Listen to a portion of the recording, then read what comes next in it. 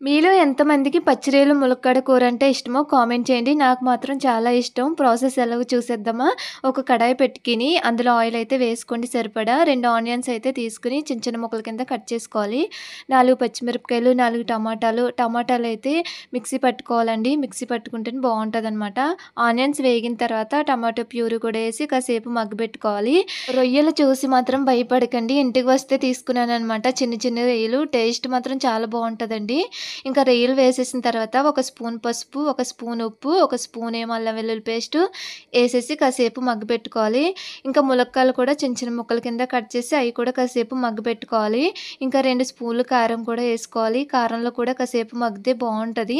ఒక గ్లాసు నీళ్ళు కూడా ఏసుకొని కాసేపు ఉడకాలనమాట. ములక్కాడ ఉడికే వరకు కాసేపు ఉడకనివ్వాలి.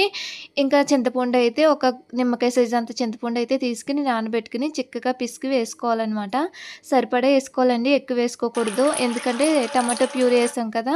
తక్కువే ఏసుకోవాలి. ఒక స్పూన్ గరం మసాలా ఏసుకొని దించేయాలి. కొత్తిమీర లేదండి. కూర టేస్ట్ అయితే అదిరిపోయిందండి. చాలా బావుంది.